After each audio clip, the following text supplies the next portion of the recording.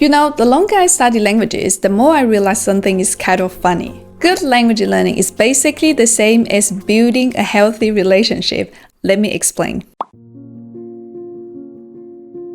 Think about the last time someone came into your life with a lot of intensity. The person who love bombs you for a week, a good morning text, a playlist, a long messages, plans for the future you didn't even ask for. And then suddenly, silence. No explanation, no slow fade, just gone.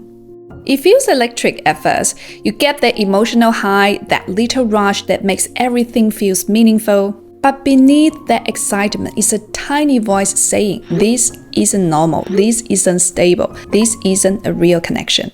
And language learning can be exactly like that. We've all had that moment where we love bomb ourselves with motivation. I'm going to study 3 hours every day. This time I'm serious, new language, new me. You reorganize your whole life in one night. You buy the notebooks, download the apps, create a perfect color-coded plan with 6 categories and weekly checkpoints.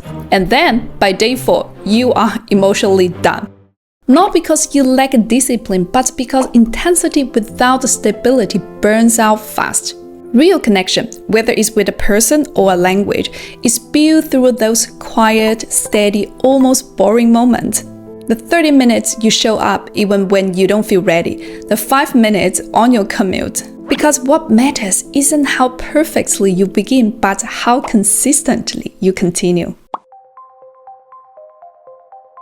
Languages and relationships fade for the same reason, curiosity. You know how in relationships things start to fade not because something dramatic happens, but because you slowly stop being curious about each other. You stop asking questions, you stop discovering new things together, you fall into routines where the conversations feel the same, the energy feels the same, and everything becomes a little flat. It's not that the connection disappears, it just loses the spark that curiosity brings. And here's the deeper thing we don't talk about enough. Curiosity is what keeps you connected to yourself too. In relationships, when you stop being curious, you start seeing the other person, but you also start seeing the version of you that only exists in their world. With languages, it's exactly the same. When you stop exploring and only study, you lose the version of yourself that lights up when you are discovering things. The part of you that's playful, open, willing to make mistakes, willing to be surprised. Curiosity keeps the part alive. And if you are thinking, but what if I've lost the spark? That's completely normal in relationships and in languages. Here are a few gentle ways to uncover it again. Go back to what made you fall in love. A scene, a song, a trip, a person, something, study this journey. Revisit that. Make it fun again. Watch something silly. Learn slang. Imitate an accent. Play. Your brain wakes up when it feels dry. Go small. 5 minutes, 1 sentence, 1 word you actually like. Curiosity grows when pressure drops. Borrow someone else's excitement. Talk to a friend, watch a creator, like Zoe. Hear someone speak with passion. Curiosity is contagious. One thing we almost never do in a healthy relationship is compare it to someone else. You don't look at another couple and think, why don't we text like that? Why aren't we moving as fast as they are? Because you know that every connection has its own pace. But in language learning, we fall into comparison so quickly. You see someone on YouTube learning a language in 3 months, someone on TikTok speaking 5 languages flawlessly, someone on Instagram with perfect pronunciation and aesthetic study routines, and suddenly you feel behind. As if your timeline is supposed to match theirs, as if you are doing something wrong for not learning at the same speed. But here's the truth, you never know the full story. You don't know their background, their lifestyle, their access to resources, how much time they have, or even how long they've been learning quietly before posting online. Just like relationships, what you see from the outside is never the same as what's happening on the inside.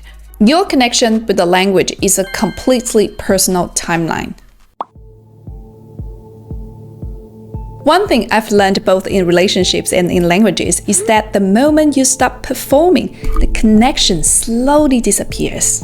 Think about when you really trust someone. You don't rehearse what you are going to say. You don't try to be impressive. You don't carefully curate your personality like an Instagram highlight reel. You just show up. as you are, even on the messy days, even when you are tired or quiet or not your best self. And that's what creates closeness, not perfection, not performance, just presence. Language learning is exactly the same, but we don't treat it that way, at least not at the beginning. We want to sound like native. We want perfect grammar. We want to say the right thing the right way all the time. I've had so many moments where I avoided talking in the language because I felt unprepared. Like I needed to fix myself first, learn more, memorize more, be more ready. It's the exact same feeling you get when you're trying too hard to impress someone instead of connecting with them. And just like in relationships, the pressure kills the connection. Some days you will speak beautifully, some days you will forget the most basic words and your brain will gently betray you. Some days you will mix up 10 sets. It happens, it's normal, it's human. Honestly, the best language moments I've ever had were the imperfect ones. Ordering food with broken grammar, making someone laugh with a very questionable sentence, explaining something slowly but sincerely, messing up a word and turning it into an inside joke. Those moments feel real because when you stop performing, you stop trying to earn your place in the language and you start living inside it. We just talk about connection, but this connection isn't linear. It has seasons. There are seasons of closeness where everything flows easily. You talk every day, you are engaged, you feel alive, and without even trying, you are growing together. And then there are quieter seasons, not because anything's wrong, but because life gets full, or your mind is tired, or your heart is focused on other things for a while. The same thing happens with languages. You will have phases where you are obsessed with watching shows, journaling daily, thinking in the language without forcing it. And then suddenly, your schedule shifts, you are traveling, you are stressed, you have a deadline or family things, or simply a heavy week. And your language drifts to the side a little, not abandoned, just resting. For a long time, I thought this meant I was failing. Like if I wasn't studying consistently for a month, then I didn't deserve the language anymore. But the more people I met, polyglots, teachers, native speakers, the more I realized that everyone has seasons. Everyone moves in and out of their languages. Even native speakers take breaks from reading, writing, and speaking. You don't lose the connection when the season changes. You lose it when you start shaming yourself for the quiet part. I believe that quiet doesn't mean gone. Quiet just means a different kind of growth is happening. Some of my biggest leaps in language learning came after a slow season. And honestly, that's what makes a relationship healthy too. Not a constant intensity, but the ability to find your way back to each other over and over again. And before I wrap this up, I want to say something that feels important because I know I've been comparing language learning to relationship this whole time. But of course, a language is not the person and it's good to say that out loud. Relationships come with real emotions, real misunderstandings, two people who want different things, two nervous systems reacting to each other, sometimes even heartbreak. A language doesn't do any of that. It doesn't get hurt if you take a break, it doesn't get insecure, it doesn't judge your efforts, it doesn't say, wow, you showed up 3 days in a row and now you disappeared. No.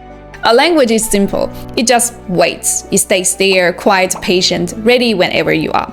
And honestly, that's what makes this whole metaphor helpful. Because learning a language lets you practice the good parts, curiosity, consistency, showing up when you can, without the emotional drama. You can mess up, forget words, disappear for a week, and the language won't take it personally. If this makes you think about your language in a new way, tell me in the comments. I love hearing your stories. And if you like this video, feel free to like, subscribe, or share it with someone who might need this reminder today. See you in the next one. Bye!